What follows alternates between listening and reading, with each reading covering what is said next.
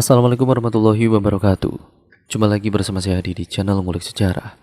Dan pada video kali ini, saya akan kembali lagi membacakan suatu kisah misteri. Kali ini masih tetap berjudul Arwah Penasaran Santi. Cerita ini ditulis oleh akun yang bernama Sepia. Nantinya kalian juga bisa mengunjungi thread beliau secara langsung yang ada di Wattpad ya teman-teman. Yuk, daripada kita lama-lama, daripada kita penasaran bagaimana kisahnya, mari kita langsung saja menuju ke ceritanya. Oh ya, kisah ini memasuki part yang ketiga ya teman-teman. Jadi untuk kalian yang belum menonton part sebelumnya, saya sarankan untuk kalian menontonnya terlebih dahulu. Yuk, kita mulai saja ceritanya yang part ketiga ini. Perhatikan baik-baik karena ceritanya akan segera saya mulai.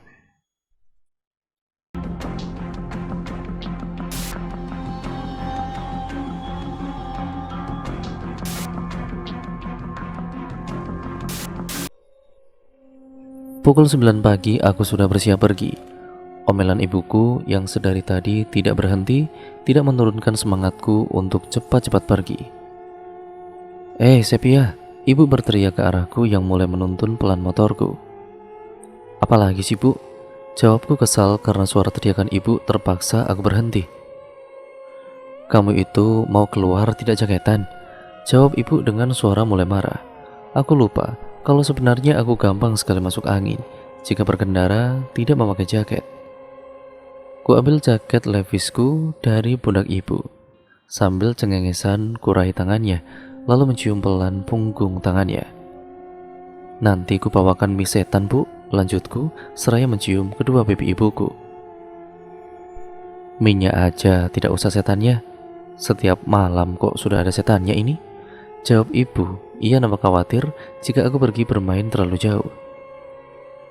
Kulangkahkan kakiku ke rumah Juminten karena niatku siang ini bukan berbelanja.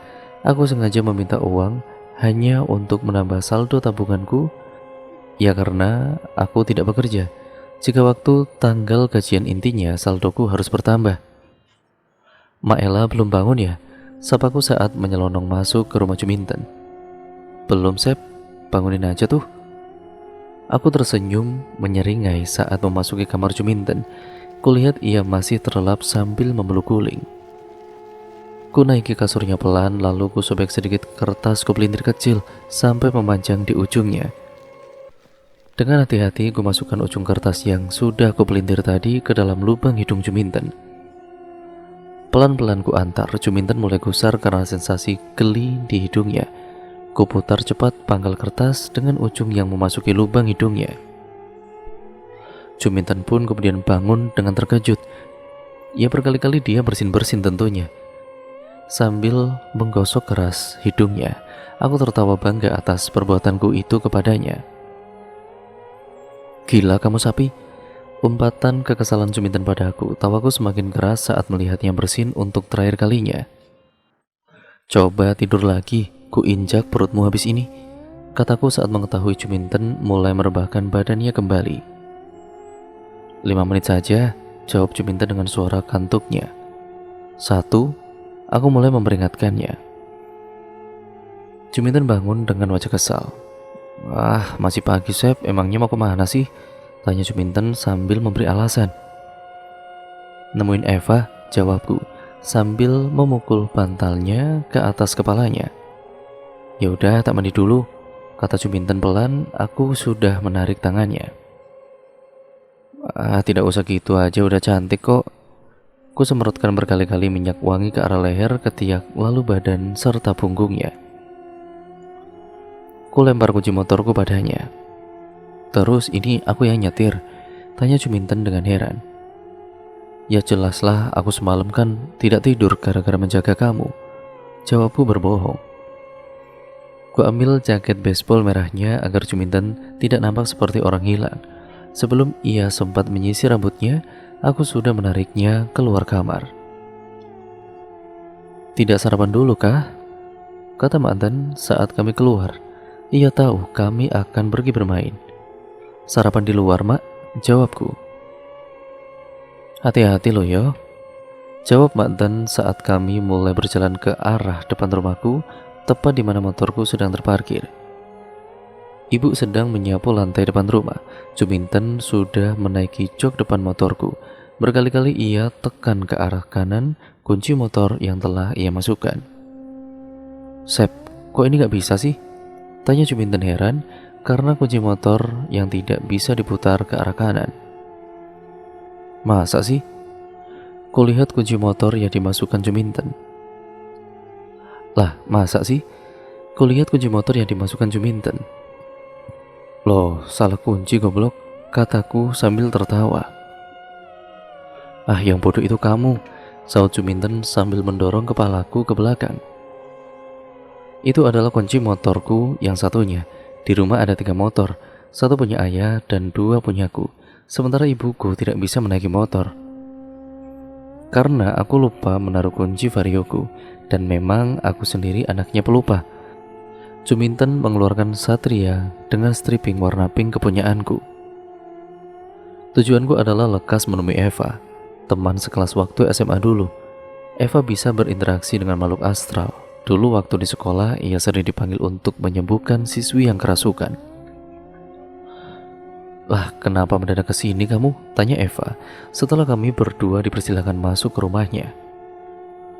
Aku sedikit berpikir sejenak untuk mengutarakan niatku di depan. Ya, lebih baik bercerita di tempat yang agak santai, pikirku. Cari tempat yang nyaman aja lah. Aku mau cerita serius soalnya, jawabku. Karena merasa ruang tamu rumahnya terlalu ramai dengan adik dan keluarganya, tidak pas aku menceritakan semua keganjilan di desa kami. Ikut aku, kata Eva yang beranjak dari duduknya, lalu berjalan menyusuri rumahnya. Banyak sekali barang antik di rumahnya, bahkan lampu dengan hiasan kuno yang terpasang di halaman depan dan ruang tamunya. Serta foto keluarga hitam putih dengan bingkai ukiran kayu berjajar rapi di atas lemari coklat tua. Kami mengikuti Eva sampai di halaman belakang rumahnya. Kami menuju gazebo di samping kolam ikan rumahnya. Di sini, tanya Eva mulai berbicara saat kami duduk, sedangkan Juminten melanjutkan tidurnya saat melihat bantal di sampingnya.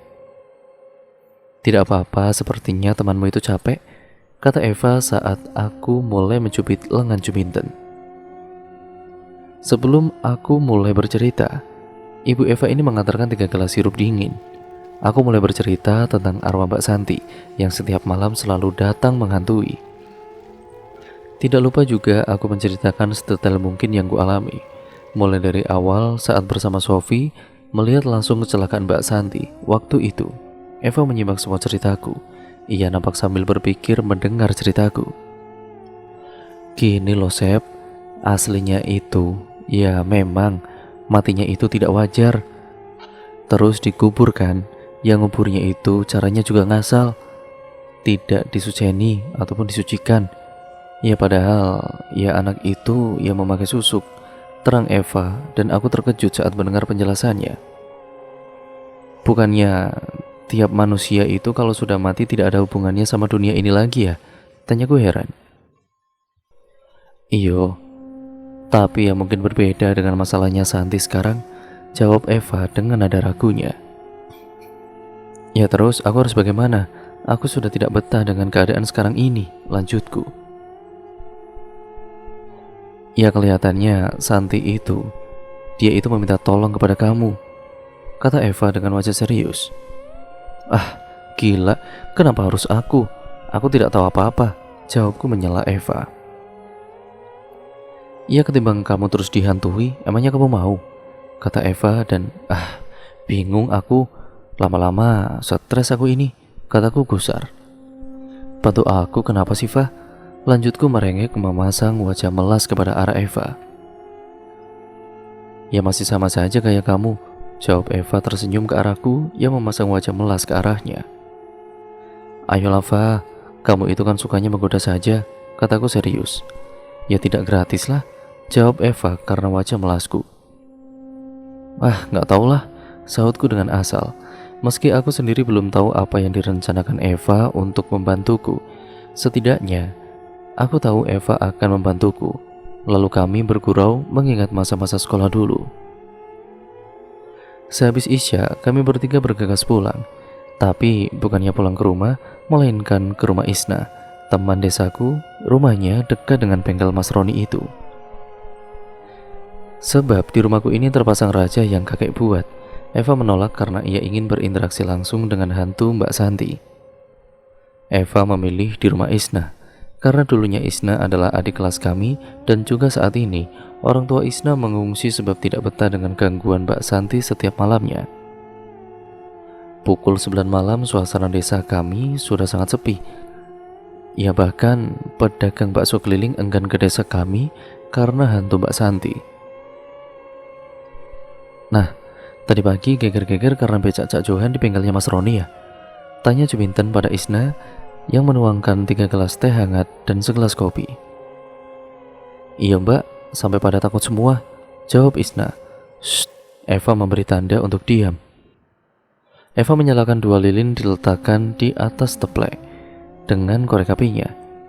Belum sempat niatku bertanya pada Isna tentang kematian Cak Johan yang secara tiba-tiba, apalagi dengan bunuh diri menegak racun serangga. Ibuku berkali-kali menelepon karena khawatir aku menjawab kalau malam ini tidur di rumah Isna menemaninya karena orang tuanya ke rumah saudaranya. Malam semakin sunyi, tidak ada tanda-tanda bintang di langit malam. Di luar angin berhembus pelan menerpa dedaunan. Eva menyuruh Isna mematikan semua lampu rumahnya, tidak terkecuali lampu halaman depan rumah. Jantungku sudah dag-digdug sedari tadi karena hawa aneh yang tiba-tiba datang. Santi mau datang ya? Tanya Juminten pada kami bertiga. Kami bertiga yang sedari tadi mengawasi jalan paving depan rumah Isna menoleh ke arah Juminten bersamaan. Ngapain? Tanya Juminten lagi, karena kami serempak menoleh ke arahnya. Mbak Jum ini nakut-nakutin aja, kata Isna pada Juminten. Sementara aku dan juga Eva memilih diam dengan pertanyaan Juminten. Is, kamu tidur aja dulu, perintah Eva pada Isna. Iya mbak, hawanya bikin ngantuk, jawab Isna berlalu menuju kamarnya. Aku dan juga Juminten saling pandang. Ngantuk katanya, kata Juminten lirih padaku. Ah embuh gak tahu, jawabku, lalu aku memperhatikan sekeliling. Pukul 11 malam, Eva sudah duduk bersila dengan 2 lilin yang kunyalakan di depannya. Entah bermeditasi atau melakukan ritual yang jelas, Eva duduk bersila dengan mata terpejam. Kami tidak diperbolehkan mengganggunya saat meditasi. Malam sangat sunyi, bahkan suara motor yang biasanya lewat sampai larut malam sedari tadi tidak terdengar sama sekali. Suara angin yang menyapa pepohonan membuat pohon rambutan di seberang jalan mengeluarkan suara gemerisik. Sep, itu kan becaknya Cak Johan, kata Juminten menunjuk becak tua yang biasa digunakan Cak Johan bekerja. Itu berada di bawah pohon rambutan. Ah, suaraku tertahan akibat Juminten menutup mulutku dengan telapak tangan kanannya. Aku terbelalak kaget. Siapa yang menaruh becak Cak Johan di bawah pohon rambutan itu? Karena sedari tadi mataku mengawasi ke sekeliling. Becak itu belum di sana. Benar-benar sunyi. Suara angin tiba-tiba menghilang, malah pohon rambutan di seberang jalan itu bergoyang dengan sendirinya. Tiba-tiba tercium bunga kenanga, sangat menyengat di hidungku. Dan kemudian kututup hidung dan juga mulutku dengan masker bekasku tadi itu saat menyusul Eva.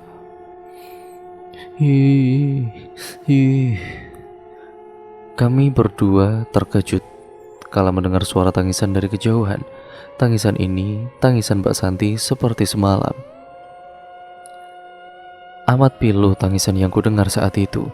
Juminten menarik tanganku ke belakang.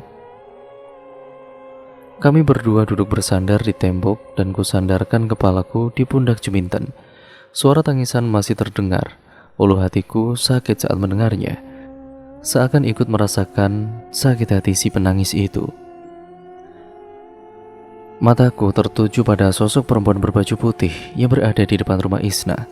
Juminten juga terlihat terkejut saat melihatnya.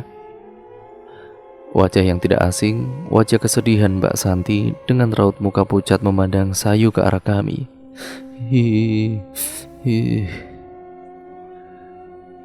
Kututup kedua telingaku saat mendengar suara tangisannya kembali.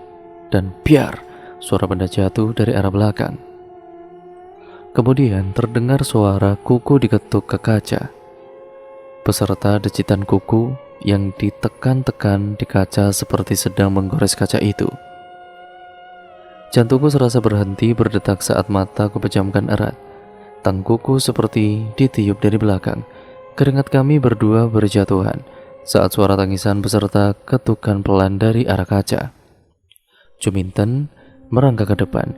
Dengan pelan ia mencoba mempertegas pendengarannya akan ketukan pelan kuku yang mengetuk kaca.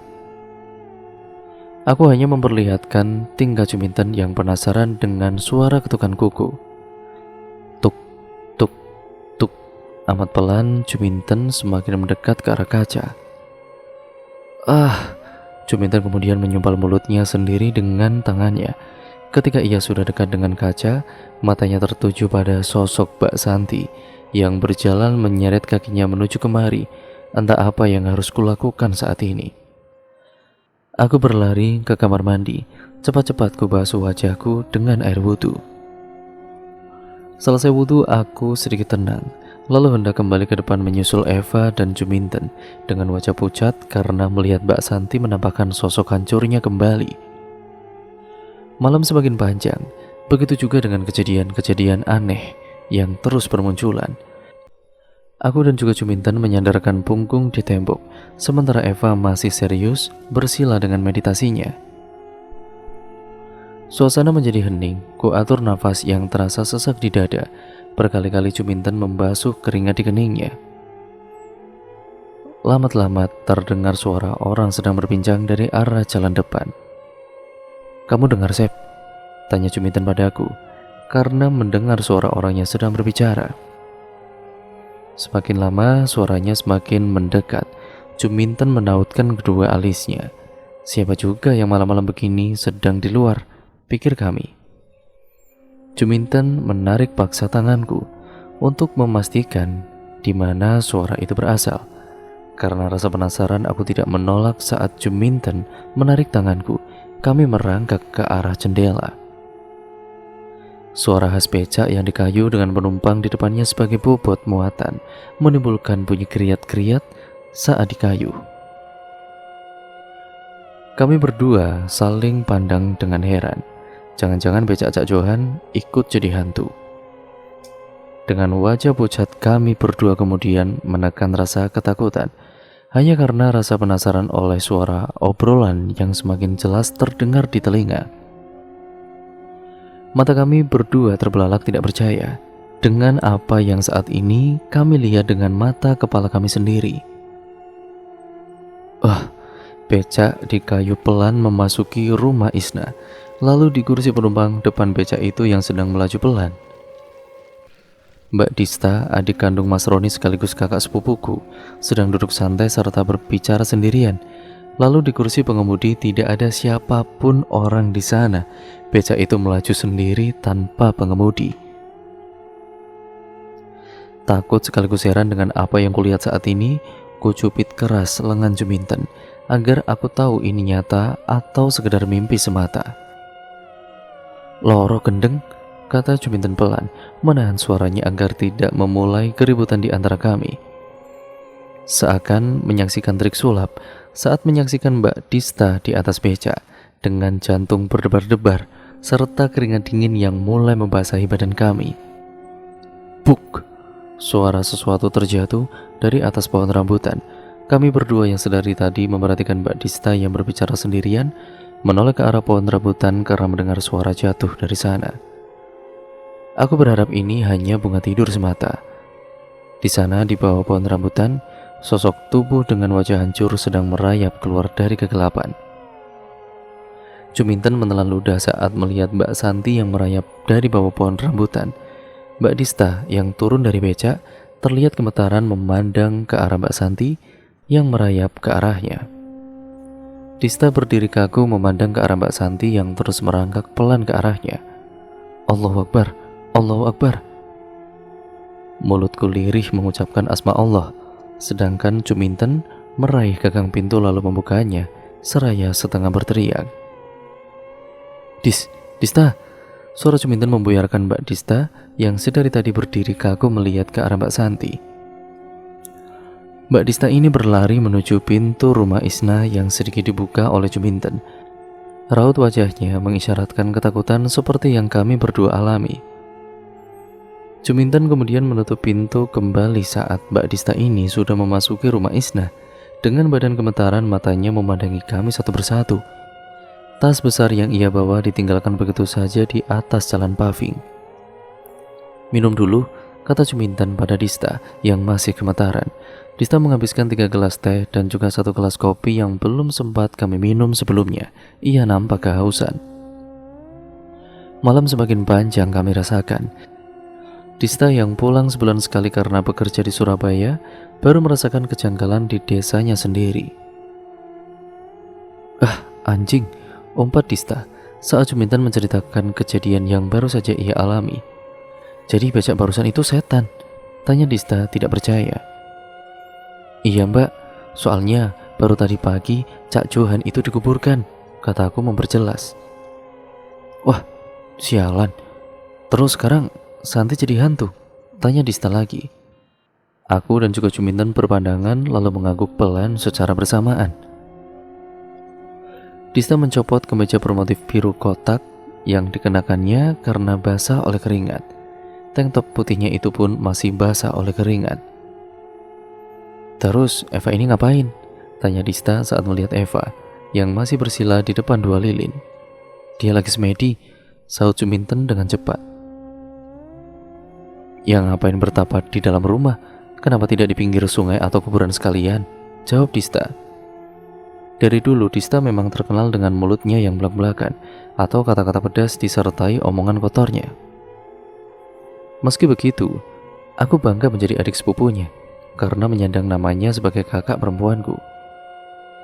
Tidak ada yang berani menggangguku di sekolah maupun di luar sekolah. Dulu ia pasti datang membela aku saat aku menangis karena diganggu teman bermainku. "Terus ngapain pada di sini sih? Bukannya pulang ke rumah sendiri-sendiri?" kata Dista heran karena kami berkumpul di rumah Isna. Geledak. Belum sempat kami menjawab, suara benda jatuh dari arah dapur mengagetkan kami. Ceklek, ceklek, ceklek. Suara tuas kompor gas yang diputar berulang-ulang kali, lalu suara gelas yang saling beradu berbunyi nyaring membuat kami bertiga heran bercampur takut.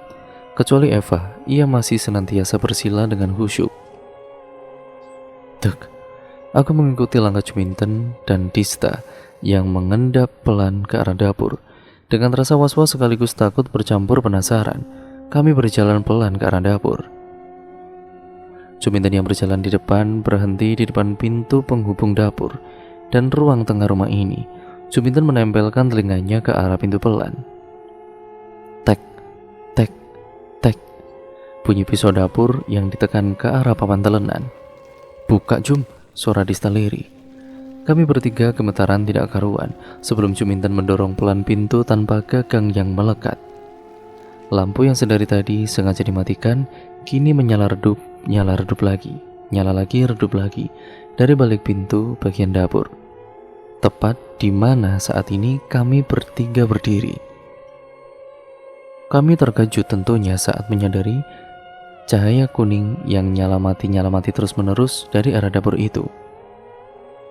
Tangan kiri Dista mendorong pintu, menggantikan Juminten di depannya yang akan membuka pintu untuk melihat ada apa sebenarnya dari dapur saat ini. Krek, bunyi pintu yang didorong sedikit dari celah pintu yang sedikit terbuka itu. Sosok tubuh dengan badan setengah bungkuk sedang berdiri menghadap ke arah kompor di depannya dengan posisi membelakangi kami. Cahaya kuning redup yang terus nyala mati memperjelas sosok Mbak Santi yang sedang berdiri membelakangi kami. Ku tutup mulutku dengan rapat-rapat dengan kedua tanganku, seakan tidak percaya dengan apa yang aku lihat saat ini. Badanku mulai lemas menyaksikannya. Bahkan Juminten yang berdiri di paling depan langsung roboh duduk bersimpu di lantai sebelum melihat wajah Mbak Santi yang menoleh. Mbak Santi yang sedari tadi berdiri memandangi kompor di depannya tiba-tiba menoleh ke arah kami saat cahaya lampu berpijar sebelum padam kembali. Ya Allah, Dista yang terlihat masih menguasai dirinya menyeret tubuh Juminten yang terduduk lemas di lantai. Aku lebih dulu berjalan ke ruang depan karena tidak kuasa melihat hal yang sama sekali tidak masuk akal bagiku. Tok, tok, tok. Aku terkejut saat mendengar suara ketukan dari balik pintu dapur. Kejadian yang benar-benar sangat susah untuk dinalar dengan akal sehat kami. Meski berkali-kali ku coba untuk bersikap tenang, tapi gemetar di kakiku tidak bisa membohongi jika sebenarnya aku sangat ketakutan. Srek, srek, srek. Suara langkah kaki Mbak Santi yang diseret kembali terdengar seperti film dokumenter yang diputar berulang-ulang kali saat malam. Ya Allah, suara seretan kakinya terdengar pelan, namun sangat jelas terdengar. Mbak Santi sedang berjalan menyeret kaki kanannya di samping rumah menuju depan. Dista menyandarkan Juminten di sisiku. Ia masih menajamkan pendengarannya saat mendengar langkah kaki Mbak Santi yang diseret.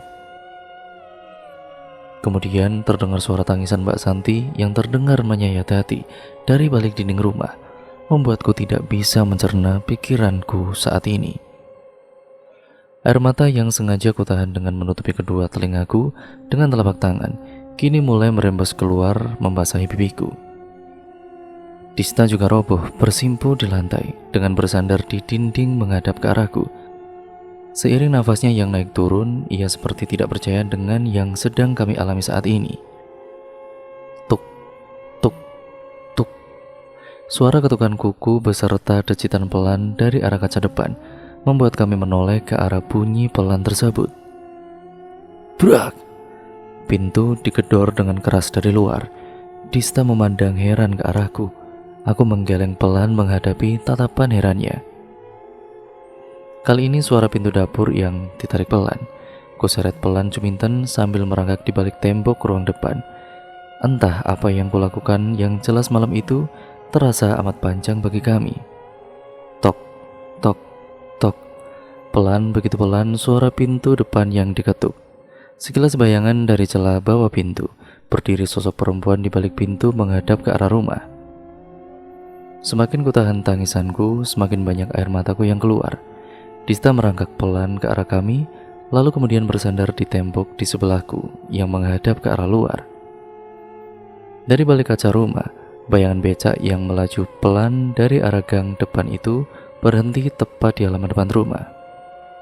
Tok, tok, tok. Suara pintu kembali diketuk beserta suara tangisan pilu Mbak Santi. Dista yang mendengarnya pun ikut menangis bersamaku dan Juminten. Mengetahui aku menangis, ia merangkulkan tangannya memelukku. Aku meringkuk dengan tangisan yang tidak kunjung berhenti di pelukannya. Seperti biasa, azan subuh menjadi penentu berakhirnya teror Mbak Santi yang menghantui kami. Eva yang meditasi semalaman di depan lilin yang sudah padam sejak lama, kini tengah duduk di kursi memperhatikan kami bertiga yang saling peluk satu sama lain. Pukul 6 pagi Isna terbangun dari tidurnya. Ia nampak heran melihat kami bertiga yang tidur dengan bersandar di tembok ruang tamunya. Mbak, bangun mbak, udah siang. Isna menepuk pelan kami bertiga secara bergantian. Juminten mengucek kedua matanya, ia nampak masih mengantuk saat Isna membangunkan kami. Aku dan juga Dista bergantian memasuki kamar mandi. Masih terbayang di ingatanku tentang Mbak Santi yang menghantui kami. Terus, yang kamu dapat dari bersila semalam itu apa, Fa? Tanya Dista pada Eva yang duduk di samping Juminten yang melanjutkan tidurnya. Oh, itu iblis. Karena matinya Santi tidak disucikan, jawab Eva dengan nada serius. Lalu, mau dibongkarkah kuburan Santi? Kali ini suara Juminten yang tidur di paha Eva mulai penasaran. Kalau dibongkar, kamu saja Jum yang mandiin dan juga buang susuknya Mbak Santi, jawabku menimpali Juminten. Di kakimu gitu, Sep? Saut Juminten melengos. Aslinya gimana sih Santi bisa jadi hantu begitu? Tanya Dista heran ke arah kami. Kamu itu kan kerja jauh, tidak tahu hantunya Santi tiap malam mengetuk pintu menawarkan kuenya, jawab Juminten panjang. Ah, mulutmu Jum, umpat Dista kesal. Ya emang iya kok, Mbak Santi mengetuk pintu tiap malam. Isna menimpali. Is, kamu tidur atau pingsan? Semalaman tidak bangun. Teman ketakutan, kamu tidak terbangun? Tanya Juminten pada Isna. Lah, tiba-tiba bangun pagi, jawab Isna sambil tersenyum senang. Ya terus, solusinya gimana ini, Fa? Tanya Tista pada Eva. Harus memutus susuknya dulu dengan datang ke rumah si dukun, jawab Eva dengan santainya. Kami berempat memandang Eva dengan tatapan heran. Bagaimana bisa tahu rumah dukunnya, sedangkan Mbak Santi memasang susuk saja kami tidak tahu. Tenang, Santi menyimpan catatan alamatnya di kamar, ucap Eva menepis keheranan kami. Terus siapa yang ke rumah dukunnya? Tanyaku masih heran. Mereka beralih memandang ke arahku. Ya kitalah, jawab Dista singkat. Aku kan tidak boleh keluar jauh, Mbak, kataku memberi alasan. Aku yang bilang sama Bibi Eni habis ini, jawab Dita pelan. Jum, kamu anterin Eva pulang. Ya untuk ganti pakaian, aku sama Sepia ke rumah Anam, kata Dista tegas memberi perintah. Kekesalan nampak muncul di wajah cantik kakak sepupuku ini. Siap Dan, jawab Juminten tidak kalah tegas. Ah, sial, sahut Dista kesal, lalu kemudian menarik tanganku untuk berdiri. Aku mengikuti Dista yang berjalan tergesa-gesa ke rumah Pak Anam. Bisa aku tebak pagi ini akan ramai sekali karena ulah kakak sepupuku ini. Bahkan saat melewati depan rumahku, Dista masih menyelonong tanpa menoleh ke arah rumahku. Cepat sedikit, Sep. Jalan seperti siput saja kamu itu, umpat Dista saat mengetahui jarak kami sedikit jauh. Iya Mbak, kamu jalan seperti mau berantem aja, sautku kesal. Dok dok dok, dok dok dok. Pintu rumah Pak Anam digedor batu seukuran kepalan tangan yang dipungut Dista di pinggir jalan tadi. Aku mengawasi sekeliling karena kelakuan brutal kakakku ini mengundang tanya di benak para tetangga yang mulai memperhatikan kami. Ngapain masih pagi mengetuk rumah orang dengan keras-keras seperti itu? Anak tidak tahu sopan santun, kata Pak Anam saat membuka pintu rumahnya melihat Dista mengetuk pintu rumahnya dengan batu. Kire, yang tidak punya otak itu kamu. Sialan, gara-gara anakmu jadi hantu, aku ikutan stres, kata makian Dista mulai keluar dan aku yang mendengarnya mulai gusar olehnya. Apa buktinya? Jangan asal bicara kamu, saut Pak Anam dengan nada marahnya. Sialan, kamu itu orang tua seperti binatang. Tadi malam naik becak setan Johan, kurang bukti. Anakmu semalam itu menghantuiku dengan menangis binatang, ujar Dista dengan kata-kata kotornya. Ingin sekali aku menahannya dengan berbicara baik-baik. Tapi kelakuan barbar kakak sepupuku sudah terlanjur basah, maka yang bisa aku lakukan hanya berdiri di halaman rumah Pak Anam sambil memperhatikan mereka. Tanpa babi bu lagi, pukulan Dista mendarat di rahang Pak Anam yang menghalangi niat Dista untuk memasuki rumahnya. Aku terkejut saat menyaksikannya meski Dista jago dalam bela diri, tapi kelakuannya sudah di luar batas sampai memukul Pak Anam. Dista memasuki rumah Pak Anam sebelum ia mendorong orang tua dengan tubuh 2 kali lipat dari tubuhnya. Sedangkan Pak Anam nampak mengerang kesakitan dengan memegangi rahangnya. Hati kecilku sebenarnya bersorak kegirangan karena kelakuan brutal kakakku. Ya tentu saja kakak perempuanku itu setidaknya membalaskan sakit hatiku beserta Sofi yang sampai sekarang sakit.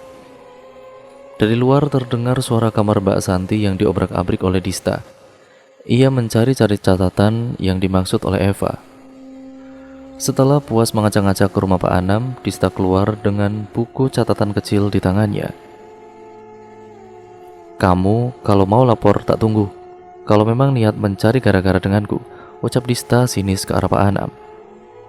Aku tersenyum sendiri saat berjalan melaju menuju ke rumahku, mengingat kelakuannya tadi itu. Ngapain kamu senyum-senyum? Tanya Dista padaku yang tersenyum sendiri di belakangnya. Ah tidak Mbak, jawabku dengan asal dari tersenyum menjadi tawa bagiku. Bahkan Mas Yoga yang mengetahuinya tadi itu mengacungkan jempol padaku. Ngapain kamu marah-marah? Tanya ibuku pada Dista. karena mendengar keributan di rumah Pak Anam di pagi hari. Aku tadi malam diantar becak Cak Johan, Bibi, jawab Dista memasuki rumahku. Hah, beneran kamu? Tanya ibuku heran. Dibilangin kok tidak percaya sih, Bibi, jawab Dista. Berlalu menuju dapur rumahku, ia sudah mengambil piring. Benar kah, Sep? Tanya ibuku lagi padaku. Ah, bohong, jawabku asal. Ah, gigimu itu, Sep, Dista menimpali. Ia sudah mengambil nasi di piringnya. Jelasnya itu yang mana yang benar? Ibuku bertanya memperjelas. Pi, Sepia aku ajak keluar habis ini ya, kata Dista yang sudah menyantap makanannya. Mau kemana sih? Kok main saja sih kamu? Jawab ibuku dengan nada menolak. Sepia kan sudah besar, Bi. Bibi emang tidak tahukah kalau Sepia dikejar almarhum Santi? Kata Dista mulai menjelaskan. Lah terus mau kemana?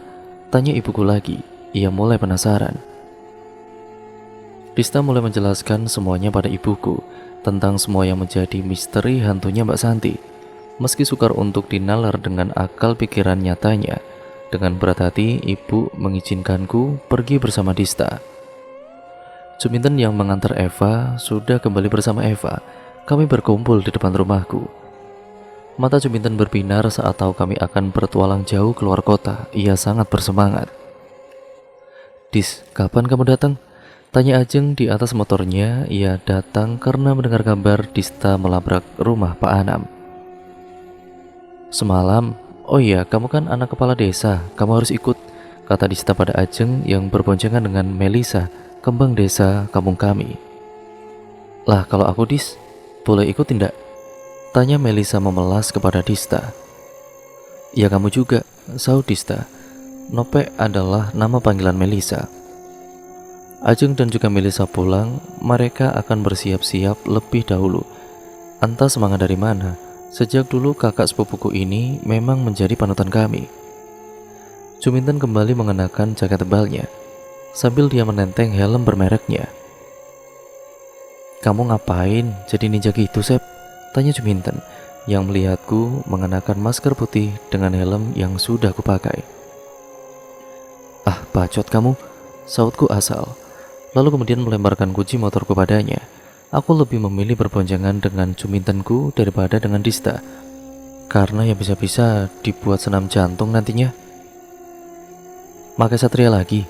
Tanya Juminten padaku. Iya, kunci yang putih lupa naruhnya, jawabku karena sudah ku cari-cari tidak ketemu, meski ada kunci serepnya. Dista sudah berpamitan pada orang tuanya dan menjelaskan kemana kami akan pergi. Begitupun dengan Ajeng dan Melisa. Mereka sudah siap di depan rumahku. Dis, adiknya dijaga ya, kata ibuku sebelum kami pergi. Iya, Bibi, pasti pulang kok, jawab Dista dengan santai. Sep, jangan lupa pesan ibu, kata ibu padaku. Aku hanya mengangguk pelan setelah mencium kedua pipinya. Kami sudah siap di atas motor masing-masing. Dista berboncengan dengan Eva dan Melisa bersama Ajeng. Sementara aku lebih memilih dengan duoku, yaitu Jumintenku. Perjalanan yang akan menempuh jarak yang sangat jauh, sebuah kota di provinsi Jawa Tengah, kami mulai pukul 10 siang ini. Harapan kami hanya agar teror Mbak Santi cepat berakhir dengan usaha terakhir kami ini. Dan petualangan di depan saat ini adalah awal kami berenam terjebak dalam iblis yang menjelma dengan wujud Mbak Santi. Dan cerita pun bersambung lagi ke part yang selanjutnya. Gimana? Semakin menarik kan teman-teman ceritanya? Bagaimana petualangan mereka selanjutnya? Jadi ya kita saksikan di video selanjutnya. Makanya jangan lupa like, comment, dan share sebanyak-banyaknya. Jangan lupa pula untuk kalian subscribe untuk kalian yang belum. Nyalakan tombol lonceng notifikasinya agar kalian selalu mendapatkan notifikasi video terbaru dari channel ini. Ya kalian nantinya jadi tidak ketinggalan video-video dan juga cerita-cerita menarik lainnya dari channel ini. Sekian ya teman-teman, video ini saya akhiri, kurang lebihnya mohon maaf. Sampai berjumpa di video terbaru selanjutnya. Wassalamualaikum warahmatullahi wabarakatuh.